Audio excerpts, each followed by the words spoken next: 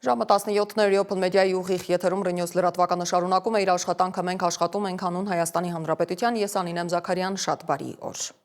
4 օրը ինչ Հայաստանի տարբեր մարզերի անտառներում հանդերում հրդեհներ են նոյեմբերի 21-ին հրդեհի առաջին բռնկումը Գեղարքունիքի մարզի Ճամբարակ թթուջուր հատվածում էր միանգամից 3 օջախով։ Հրդեհի առանձին օջախներ էլ Տավուշի մարզի Իջևան եւ Բերդ համայնքների անտառներում են։ Տեղի բնակիչները դուր լուսամուտ փակ են պահում, որ ծխից չխեղդվեն։ Մասնագետներն ասում են, որ Երևանը հիմա մշուշի մեջ է, հրդեհներն ամբողջ հանրապետության օդի որակի վրա են ազդում։ Հրդեհաշիջման աշխատանքներին խանգարում է խոտածածկի չորությունը, իսկ քամին նպաստում է կրակի տարածմանը։ Ընդհանուր առմամբ հրդեհաշիջման աշխատանքներում ներգրավված են 1830 փրկարարներ, գործի է դրվել 17 հիմնական եւ 143 օժանդակ տեխնիկա։ Քննչական կոմիտեից հրդեհի պատճառների մասին պաշտոնապես դեռ չեն հաղորդում, ասում են բացահայտման հետքերով կգնան, եթե հանցագործության մասին հաղորդում ստանան, իսկ այն դեռ չկա։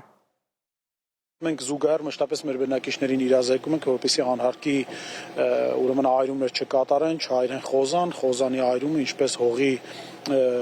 որակն է փչացնում, հողի բերիությունը, կենսաբազմազանության վրա է ազդում, այնպես էլ հնարավոր է հրդեհների տարածման հիմք հանդիսանա, հաշվի առնելով նաև չոր կլիման։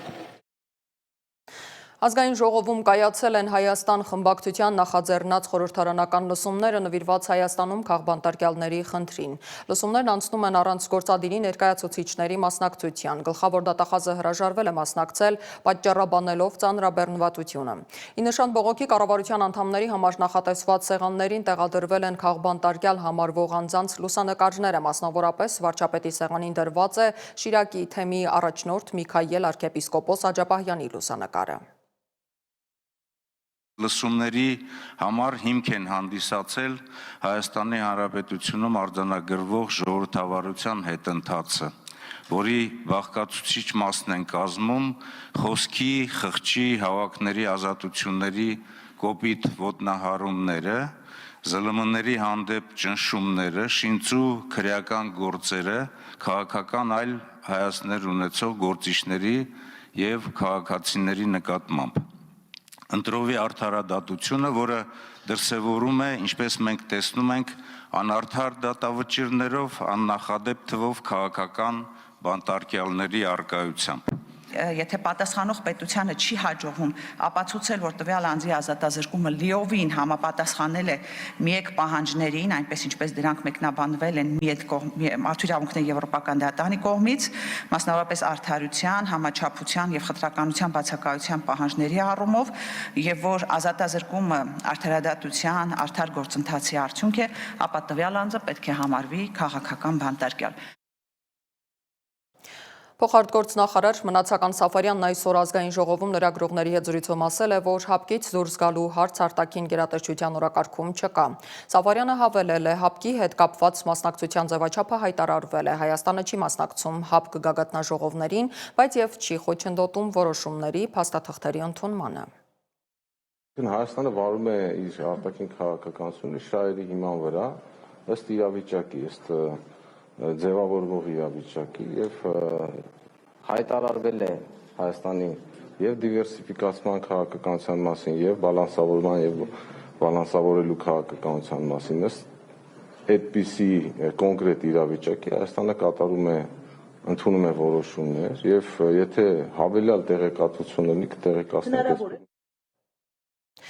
Երբ զեկույցը չունի, զեկույցի իրավական կարգավիճակ, այս միտքն է իր հայտարարության մեջ շեշտել պաշտպանության նախկին նախարար Դավիթ Տոնոյանը նկատի ունենալով 44-օրյա պատերազմի հանգամանքներն ուսումնասիրող ժամանակավոր հանձնաժողովի ազգային ժողովի արխիվ ուղարկված զեկույցը։ Տոնոյանը պատմել է, որ դիմել է ազգային ժողովի նախագահին իր մասնակցությամբ նիստերի արձանագրություններին եւ հանձնաժողովի զեկույցին ծանոթանալու ու դրանց վերաբերյալ պարզաբանումներ տալու, դրանցում փոփոխություններ կատարելու պահանջ ներկայացնելու եւ դիրքորոշումը հիմնավորելու խնդրանքով։ Տոնոյանը վկայակոչել է ազգային ժողովի կանոնակարգ սահմանադրական օրենքը, աշխատակազմի ղեկավար գլխավոր քարտուղարի պատասխանում նշվել է, որ իր խնդրանքի դեպքում այդ օրենքի կետերը կիրառելի չեն։ Նախկին նախարարն իր փաստաբանական խմբից ստացել է հիմնավորում իր պահանջին եւ կրկին դիմել ազգային ժողովի նախագահին։ Ամերիկյան Christian Post-ը գրում է, որ այսօր Հայաստանը գտնվում է դժվարին իրավիճակում պայքարելով խորը ներքին հակասությունների դեմ, որոնք սպառնում են նրա ազգային անվտանգությանը եւ ընդհանրապես գոյությանը։ Մեջբերեմ Ադրբեջանի եւ Թուրքիայի կողմից արտաքին սպառնալիքների ֆոնին Նիկոլ Փաշինյանի կառավարությունը քննադատության է ենթարկվում ներքին բևեռացումը սրող ռետորաբանության համար, որը քաղաքական տարաձայնությունները վերածում է գոյաբանական հակամարտությունների։ Գրում է ամերիկյան պարբերականը, արձանագրելով, որ հակաեկեղեցական արշավը սրում է հայերի միջև եղած պարակտումները։ Հայ եկեղեցին հսկայական մշակութային եւ սոցիալական նշանակություն ունի Հայաստանի համար։ Այն սերտորեն կապված է ազգային ժառանգության, հոգևոր շարունակականության եւ հայոց լեզվի ու պատմության պահպանման հետ։ Առանց հայկական եկեղեցու Հայաստան չի կարող լինել, հոդվածն ամփոփել է Christian Post-ը։ Հավելեմ, որ նախորդին Վեհարանում կայացած եպիսկոպոսատ ժողովը դատապարտել է պատարակների ընթացքում կաթողիկոսի անվան զեղչումը, շեշտելով, որ նման արարքը ենթակա է խստագույն պատժի, եթե եկեղեցականը չզղջա եւ չսրբագրի իր հակականոնական ընթացքը։ Հիսուս Քրիստոսին է ուժմախթում ԿՊԱ-ական պատգամավոր Հռիփսիմե Հունանյանը, որ ամենակարող Տերը մեր բոլորի հոգևորը բժշկի, իսկ լրատվամիջոցների համար կարծում է առանձին Տեր Աստծուն դիմելու կարիք կա։ Եթե սա է մեր երկրի հոգևորականի դեմքը, ուրեմն Տեր Հիսուսին ցանկանում է մեծ ուժ բուժելու մեր հոգևորը։ Իսկ Հայաստանի լրատվությունը անհույս է, բուժման ենթակա չէ։ Երևի այդ մասով էլ Աստծուն խնդրեմ։ Հունանյանը նմանատիպ ուշագրավ հայտարարություններով էլի է աչքի ընկել։ 2 ամիս առաջ անդրադառնալով կաթողիկոսի դեմ արշավին ասում էր, եթե կաթողիկոսը սուրբ է, ապա ես էլ սուրբ կույս Հռիփսիմեն եմ եւ իմ որդու հայրն էլ սիրահարների բարեխոս Սուրբ Սարգիսն է։ Սրբերից ու կույսերից անդին մայրաթոռում նախորդին եպիսկոպոսատ ժողով էր։ Լուր մտնում ու լուր դուրս էին գալիս հոգևորականները քննարկման դահլիճից, իսկ քննարկման առարկան ենթադրաբար վեհափառի եւ մայրաթոռի շուրջ բորբոքվող քաղաքական ու հանրային խոսույթներ։ Դուք ունեք պատասխանը ինչու է զեղչվել ձեր ներկայությունը։ Ժողովին այդ հարցերը կհնչեն պատասխան։ Մինչև եպիսկոպոսատ ժողովը Աբրահամ Սրբազանն ասում էր, որ իր եւ Փաշինյանի ներկայությամբ պատարակին վեհափառի անվան զեղչումն է քննարկվելու ժողովին։ Հնարավոր է քննարկման թեման եղել է նաեւ իշխանություններին միացող հոգևորականների, հատկապես բարձրաստիճան հոգևորականների հեռացման կարգալուծության հարցը։ Մայրաթոռը հայտարարություն է տարածել, որ քննարկել են պատարակին կաթողիկոսի անվան զեղչումը։ Եպիսկոպոսած դասը դատապարտելի նկատեց սույն երևույթը, արձանագրելով, որ եկեղեցաբանական տեսանկյունից այն հակականոնական է եւ կարող է հանգեցնել հերձվածի։ Ընդգծվեց, որ նման գործողությունները ենթակա են խստագույն պատժի, եթե եկեղեցականը չզղջա եւ չսրբագրի իր հակականոնական ընթացքը սահմանված կարգով։ Կիրակի վարչապետին ընդունել, ձեռքը սեղմել ու այդ ներհամբուրել մեկ այլ Մասացիոտ ընթեմի առաջնորդ գերաշնորհ Գևորգ եպիսկոպոս Սարոյանը։ Նա մինչ այդ ակտիվ քննադատում էր իշխանություններին, անվանում ուխտադրժություն այն, ինչ ինքը արեց Կիրակի։ Սիմոն Հովանիսյան, Reopen Media։ Միասնության թևեր շարժման ղեկավար Արման Թաթոյանն է մամուլի ասուլիսում ներկայացրել 2026 թվականի համապետական ընտրությունների հաղթանակի դեպքում իրենց գործունեության հիմնական ուղղությունները։ Իր խոսքով մտադիր են առաջնորդվել 3 սկզբունքով՝ հզոր պետություն, ուժեղ անվտանգություն եւ արդար երկիր։ Թաթոյանը նշել է, որ ընդդիմանում է ինչպես նախկին, այնպես էլ գործող իշխանություններին։ Նախկին ՄԻՊ-ը ներկայացրել է նաեւ իր պատկերացումները Հայաստանի այլ երկրների հետ համագործակցության վերաբերյալ։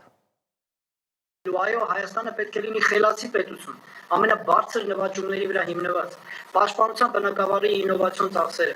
Մենք պետք է ինովացիոն տեխնոլոգիաները, մենք պետք է այդ բնագավառում նույնպես Ամերիկայի Միացյալ Նահանգների հետ համագործակցենք։ Բուհական համակարգի, կրթական համակարգի հարցերը։ Մյուս հարցերը նույնպես։ Ինչ վերաբերում է Ռուսաստանի Դաշնությանը։ Տեսեք, ակնհայտ է, որ մենք Ռուսաստանի Դաշնության հետ առաջնային պետք է լուծենք նրանց հետ այս իշխանության օրոք ձևավորված խնդիրները, որ կան։ Բաց նստենք, խոսենք։ Մենք Ռուսաստանի հետ պետք է ունենանք արդյունավետ հարաբերություններ, ֆունկցիոնալ հարաբերություններ։ Ռուսաստանի հետ որևէ պարտավորությունից մենք չենք հրաժարվելու, այն ինչ որ կա։ Բայց մի կարևոր բան, մենք միայն Ռուսաստանից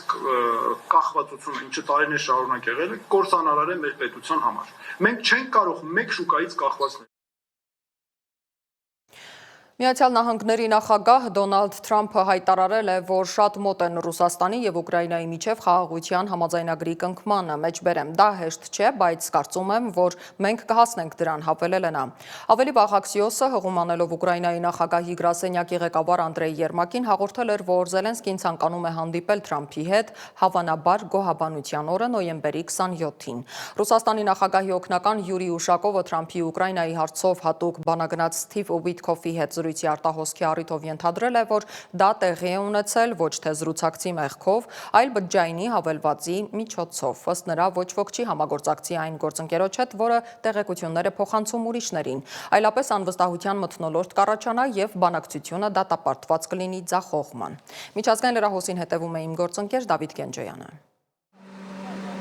Ռուսական ուժերը զանգվածային հարվածներ են հասրել Զապորոժիայի եւ Ուկրաինայի մյուս շրջանների էներգետիկ ենթակառուցվածքներին, պատճառելով ավերածություններ եւ վիրավորելով 12 մարդու։ Մոսկվան հայտնել է ռազմաճակատում նոր տարածքային ձեռքբերումների եւ ռազմավարական առավելության մասին։ Հարվածության ֆոնին Դոնալդ Թրամփը հրաժարվել է խաղաղության գործարքի կնքման կոշտ վերջնաժամկետից, սակայն Մոսկվա է ուղարկել իր բանագնացներին, նշելով, որ համաձայնությունը բխում է Կիևի շահերից։ Ի պատասխան նախագահ Զելենսկին պատրաստակամություն է հայտնել քննարկելու ամերիկյան առաջարկը, սակայն պահանջել է եվրոպացի դաշնակիցների պարտադիր ներգրավվածությունը բանակցություններում, խուսափելու համար միակողմանի զիջումներից։ Վենեսուելական պաշտոնյաներին առնչվող խմբավորմանը Միացյալ Նահանգներում ահաբեկչական ճանաչելու եւ Պուերտո Ռիկոյում ամերիկյան ռազմական ուժերի կուտակման ֆոնին անվտանգության վատթարացման մասին զգուշացումները ստիպել են միջազգային ավիաընկերություններին դադարեցնել թռիչքները Կարիբյան ավազանի որոշ ուղղություններով։ Չնայած ռազմական էսկալացիայի վտանգին եւ Վենեսուելայում դիմադրության պատրաստվելուն Դոնալդ Թրամփը հայտնել է Նիկոլաս Մադուրոյի հետ ուղիղ բանակցելու պատրաստակամության մասին, նշելով, որ կողմերն արդեն կապի մեջ են, նրա խոսքով իրավիճակը հնարավորինս հեշտ ճանապարհով հանգուցալուծելու համար։ Հարավ-արևելյան Ասիայում մոլեգնող հորդառատ անձրևների հետևանքով առաջացած ավերիչ ջրհեղեղների եւ սողանքների հետևանքով Թայլանդում եւ Ինդոնեզիայում զոհերի ընդհանուր թիվը հասել է 41-ի, տարհանվել է մոտ 45,000 մարդ։ Թայլանդի հարավային շրջաններում, մասնավորապես Հաթիայի քաղաքում, աղետը ջրածածկ է արել հիվանդանոցներն ու քաղաքացիական ենթակառուցվածքները։ Զուգահեռաբար Ինդոնեզիայի հյուսիսային Սումատրայում շարունակվող տեղումները եւս խլել են մարդկային կյանքեր եւ հազարավորներին ստիպել լքել իրենց տները։ Նիգերիայի հյուսիսում ավելի քան 300 աշակերտների առևանգումն ու վերջին շրջանում ահագնացող բռնություններն ի ցույց են դրել երկրի անվտանգային համակարգի ձախողումը, առաջացնելով միջազգային կոշտ արձագանք։ Չնայած ընտանիքների ահազանգներին անվտանգության ուժերի անգործությունը վերհանեց համակարգային լուրջ խնդիրներ, ցածր աշխատավարձը, կոռուպցիոն ռիսկերը եւ ոստիկանական ռեսուրսների զգալի մասի ուղղորդումը բացառապես բարձրաստիճան անձանց պաշտպանությանը։ Ի պատասխան ճգնաժամի նախագահ Տինուբուն կարգադրել է ոստիկանական ուժերը վերադարձնել հանրային անվտանգության ապահովմանը եւ նոր կադրեր հավաքագրել, թեև դպրոցների զանգվածային փակումը վկայում է իրավիճակն արագ շտկելու հնարավորության նկատմամբ թերահավատության մասին։ Դոնալդ Թրամփը Սպիտակ տանը մասնակցել է գոհաբանության օրվա ավանդական արարողությանը, ներում շնորհելով Գոբլ եւ Ոդլ անունով հնդկահավերին։ Նախագահը նաեւ հայտնել է նախորդ տարվա թռչունների Փիչի եւ Բլոսոմի համաներման մասին, այդպիսով կանխելով նրանց սպանդը եւ նշելով, որ սա նրանց հաջողության օրն է։ Հետևելով դեռևս 1947 թվականից սկիզբ առած եւ 1989-ին պաշտոնական դարձած այս սովորույթին, ներում ստացած հնդկահավերն այժմ կուղարկվեն ֆերմա վայելելու իրենց հանգիստը։ Դավիթ Գենջոյան, Open Media։ Վերադառնանք Հայաստան, կենտրոն վարչական շրջանում շարունակվում են անօրինական տեղադրված կրպակների ապամոնտաժման աշխատանքները, այդ մասին հաղորդագրություն է տարածել Երևանի քաղաքապետարանը եւ շնորհակալություն հայտնել տնտեսվարողներին համագործակցության համար։ Այսքանը կհանդիպենք։